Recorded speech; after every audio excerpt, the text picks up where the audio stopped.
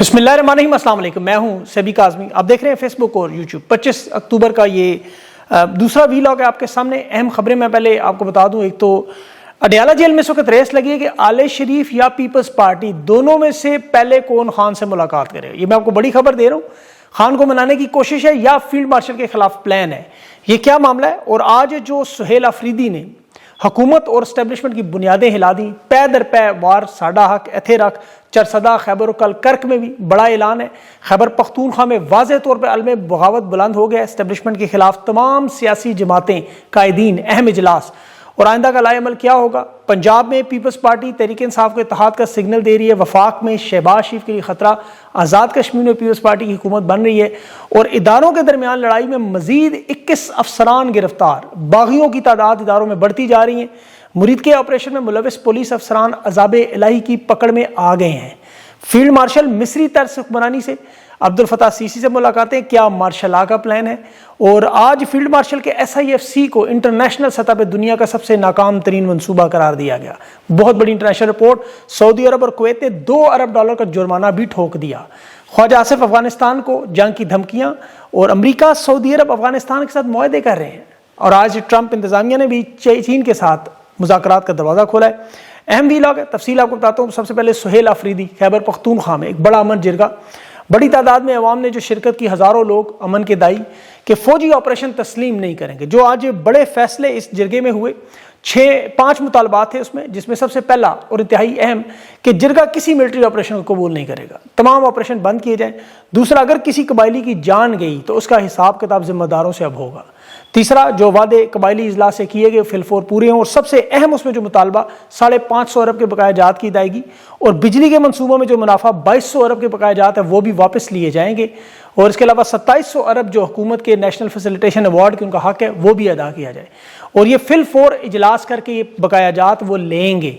सुहेल अफरीदी ने आज जाती उम्रा कि दरो दीवार हिलाने की बात की और साथ जो शेर पड़ा कि जिस खेत से तहकां को मैसर न हो रोजी, उस खेत के हरखोश गंदम को जला दो। ये कबायली जिरगे की सबसे अहम बात थी जो 1970 में मुझे नजर आ रहा, जो बंगालियों के साथ इस्तेहसाल, वसाइल लूटे गए, तहकीर किया गया, नफरत की गई।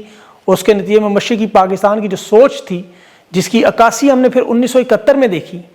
देखिए, पख्तूनों को जिस तरह दीवार के साथ लगाया जा रहा है, उन्हें पाकिस्तानी तस्लीम नहीं किया जा रहा, उनके वज़ीर आला को नहीं माना जा रहा, उन्हें अफगानी कहते हैं। इस्लामाबाद में आकर उनके कागजात चेक करते हैं, जिस तरह बलोच, कश्मीरी और ये जुल्म नफरत सह रहे हैं। आज बिल्कुल यही मामला मशरकी पाकिस्तान वाला बना हुआ है। सुहेल अफरीदी ने आज बड़ी तल्ख हक़ाइक़ और सच्चाई बयान की कि खैबर पख्तूनख्वा में क्या जुल्म हो रहा है कि हम पाकिस्तान पर कुर्बान होने वालों की औलादें, जिनके घर बार, हुजरे, बाजार उजाड़ दिए, ऑपरेशन पे ऑपरेशन, ड्रोन पे ड्रोन, मस्जिदें शहीद, बमबारी फ़ज़ाइया के जहाज़ों से, और वो ख़वातीन जिनके बाल उनके घर के मर्द नहीं देख सकते, आज नंगे पाँव सड़कों पर बेयारो मददगार। अब देखिए, तहरीक इंसाफ का जो अगला मरहला शुरू होने वाला है, उसमें पहले तो ये तमाम सियासी जमातों को, तमाम सूबाई कौमी जो सूबाई असम्बली के मेंबरान हैं, गवर्नर हैं, कबायली माहिदीन हैं, इन्हें इकट्ठा करें और पख्तून सियासत से हटकर, पार्टी से हटकर ये KP की बात कर रहे हैं। और इसी ने मैं 1970 की बात करता हूँ तो लोग अक्सर सवाल पूछते हैं। देखिए, इसमें मुमासलत सबसे बड़ी क्या है कि शेख मुजीबुर रहमान भी मशरकी पाकिस्तान के मसाइल पर उस वक्त मगरबी तमाम पाकिस्तान की जमातों को, जिसमें जुल्फ़िकार अली भुट्टो भी शामिल था, ये कहता रहा कि आके मसाइल हल करें, बैठ के बात करें, दावत देता रहा ताकि मुल्क मुत्तहिद रहे। लेकिन वो उन्होंने जवाब क्या दिया 16 दिसंबर जो 1971 हुआ, क्योंकि जनरल जय अपनी हठधर्मी ताकत की मस्ती में, शराब के नशे में बदमस्त हाथी था। 25 मार्च 1971 को फौजी ऑपरेशन कर दिया। फिर जो हुआ वो आप सब जानते हैं। आज देखें कि कालदम जो जमातें हैं उन पर सिक्योरिटी इदारों की निस्बत लोग ज़्यादा एतमाद कर रहे हैं। वज़ीरिस्तान में अभी जो वीडियो नजर आई कि कालदम तंजीम के वो दहशतगर्द गाँव में घुसने की कोशिश कर रहे, गाड़ी में बैठे हुए थे, वहाँ जो लोग उनके सामने आगे दीवार बन के खड़े हो गए, गैर मुसल्ला लोग, उन्हें कह रहे थे हम नहीं तुम्हें जाने देंगे यहाँ से, तुमने जहाद करना चाहो हिंदुस्तान जाए करो। और वहाँ देखें जो अजीबो गरीब मामला पेश आया कि वहाँ दहशतगर्दों ने गोलियां नहीं मारी। ये बड़ा गौर करने वाली बात है कि दहशतगर्द वहाँ पर आवाम को गोलियां नहीं मारे थे। जिस तरह 26 नवंबर को हमने देखा डी चौक में गले लगाकर गोलियां मारी गई, उसके बाद मुरीदके में देखा पाकिस्तान की नहती अवाम पर, पुरअमन लोगों पर जो शहादतें हुई।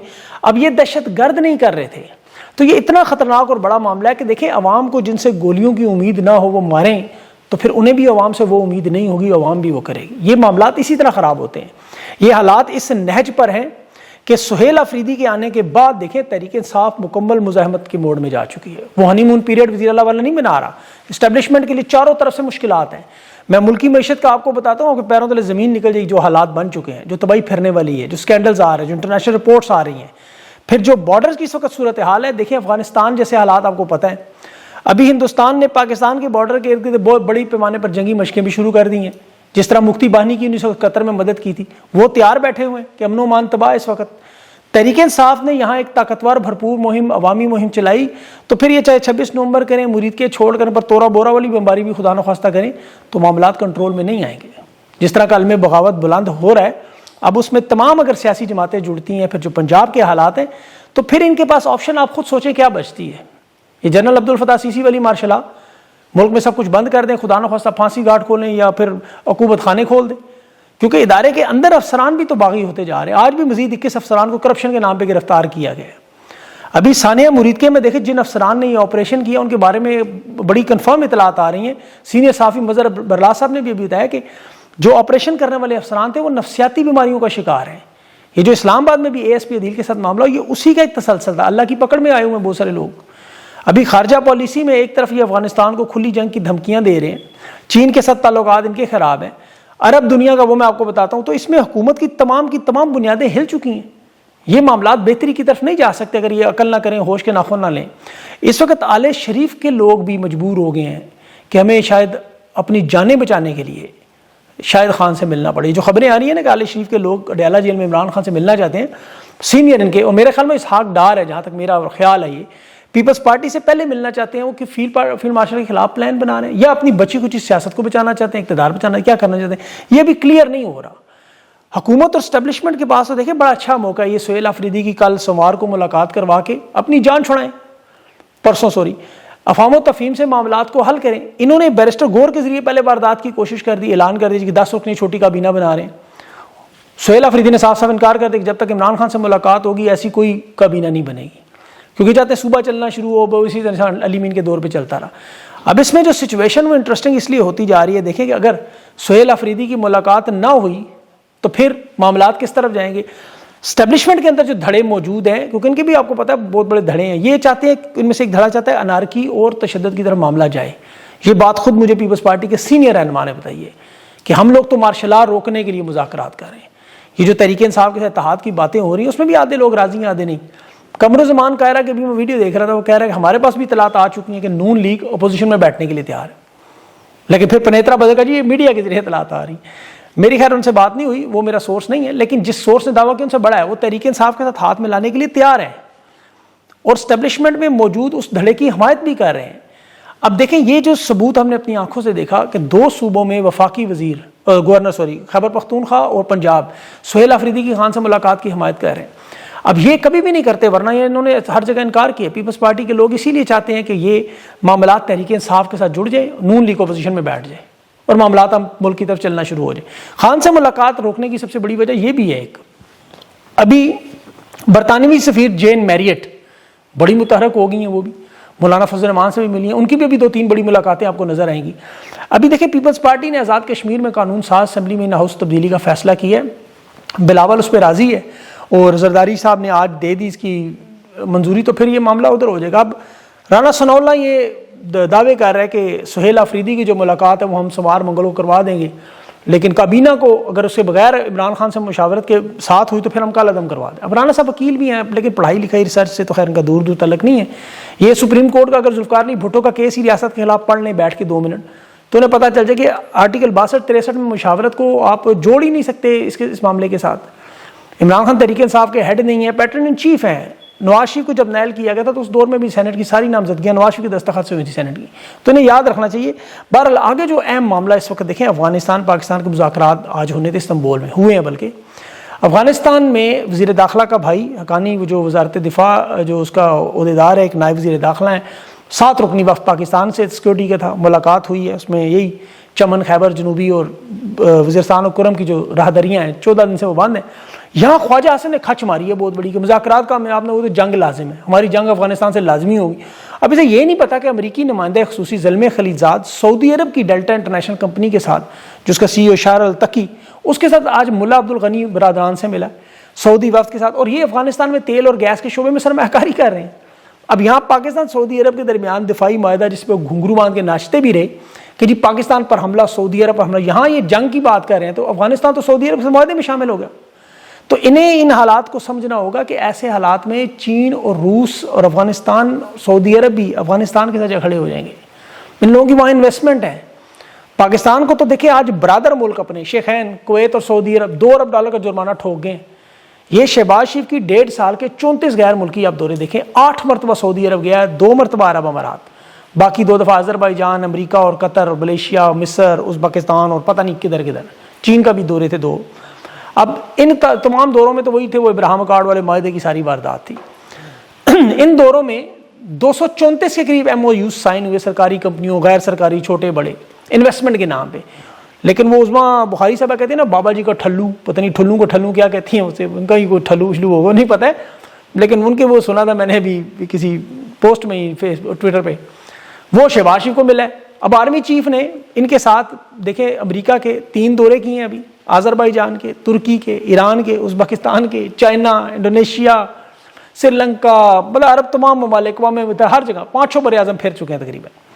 شہباز شریف سے بہت زیادہ دورے ہیں لیکن کوئی ریکارڈ نہیں ان کا. بہرحال شہ مزے کی بات ہوں، خارجہ اور بیرونی انویسٹمنٹ انہوں نے لانی تھی خارجہ پالیسی پہ. SIFC وہ 1970 کے لیول پر، بدترین لیول پر. اور اس میں جو آج سب سے بڑی خبر کہ دنیا نے سب سے غیر مستحکم کمزور ممالک میں عالمی سرمایہ کاری میں پاکستان کو ڈال دیا ہے. یہ گلوبل انویسٹمنٹ رسک انڈیکس کی فگر آ گئی ہے کہ 226 ممالک ہیں اور پاکستان 222ویں نمبر پر. 4 ملک صرف پیچھے ہیں جن کی معاشی اور سرمایہ کاری حالت پاکستان سے بدتر ہے. اس میں سوڈان، جنوبی سوڈان، لبنان اور ہیٹی، نام بھی نہیں سنے آپ نے. یوکرین اور شام جیسے ملک، یمن جیسے ملک مستحکم ملک ہے انویسٹمنٹ کے لیے. SIFC کو آج عربی دنیا سے انہوں نے ڈالر لینے تھے اور سعودی عرب اور کویت کے سرمایہ کاروں کا کنسورشیم وہ $2 ارب کا قانونی نوٹس بھیج رہا ہے. الجمیہ گروپ اور اس کا کویت کا لندن کی قانونی فرم کے جنہوں نے بھیجا ہے. وزیر اعظم کو، اٹارنی جنرل کو اور SIFC کو. SIFC یعنی فیلڈ مارشل. یہ جرمانہ 2 ارب انہوں نے ٹھوکا بھی OIC کے تھرو ہے جو اسلامک آرگنائزیشن ہے، کہ پہلا کثیر الجہتی معاہدہ انہوں نے توڑا ہے رکن ملک نے، کہ انہوں نے تحفظ کی ضمانت دینی تھی. اب یہاں پاکستان میں وہ کہہ رہے ہیں کہ ہماری قانونی کاروباری سرگرمیاں روک رہے ہیں، جان بوجھ کر لیٹ کر رہے ہیں، ہماری سرمایہ کاری کو تحفظ نہیں دے رہے اور بین الاقوامی معاہدے توڑ رہے ہیں. یہ کہ الیکٹرک کی فروخت کا معاہدہ جو چینی کمپنی شنگھائی الیکٹرک پاور کے ساتھ ہوا تھا 1.7 ارب کا 2016 میں، وہ ابھی تک رکا ہوا تھا اور کے الیکٹرک کو ہر سال 100 ارب کا نقصان ہو رہا ہے. آج پھر انہوں نے $2 ارب ٹھوک دیے ہیں، جتنا ہی IMF کی قسط نہیں بنتی اس سے زیادہ جرمانہ. اور دینے والے کون ہیں؟ کویت اور سعودی عرب. چونکہ نااہل اور بدکردار لوگ لگانے کا نتیجہ یہ نکلتا ہے. پنجاب دیکھیں، لاہور دنیا کا آلودہ گندا زہریلا شہر بن گیا، بغداد دلی کو چھوڑ گیا. مریم نواز نے اربوں روپے کی ٹک ٹاک بنائی، وہ اسموک گنز پہ لے گئے نا، 5 کروڑ روپے کی ایک اسموک گن. وہ چین نے آزمائشی منصوبے میں ہی روک دیا تھا اسے کہ یہ تو زہریلے مواد پیش کرتی ہے، نکالتی ہے.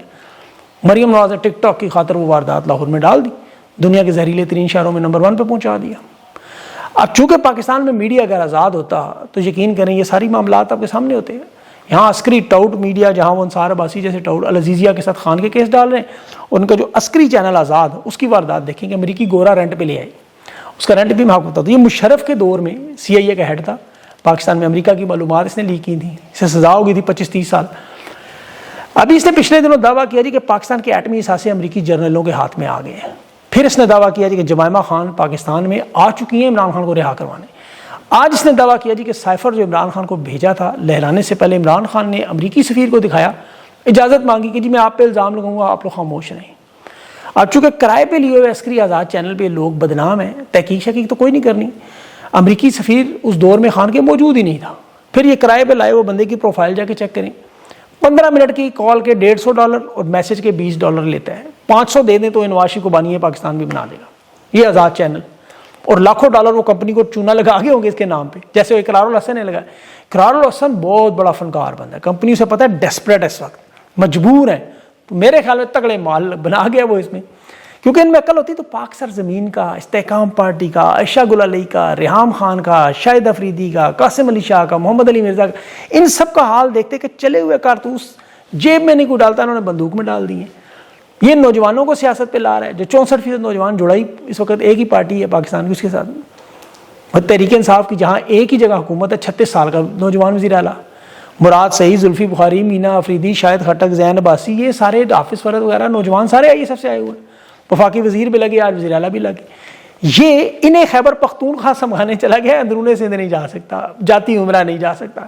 بہرحال اب دو خبریں، ایک الیکشن کمیشن کی، چیف الیکشن کمشنر کو نہیں ہٹا رہے، جو 2 ممبران کی 26 جنوری سے ان کی مدت ختم ہو چکی ہے، لیکن 26ویں آئینی ترمیم کے بینیفیشری کے طور پر نے رکھا گیا کہ الیکشن ایکٹ کہتا ہے کہ دھاندلی کے کیسز کا فیصلہ آپ نے کرنا ہے 6 مہینوں میں۔ آج ہو گئے 20 مہینے، 70% کیسز لگے ہی نہیں اور جج لے رہے ہیں 20-20 لاکھ روپے تنخواہیں، اور سردار سکندر سلطان راجہ وہ ابھی تک عہدے پہ بیٹھا ہوا۔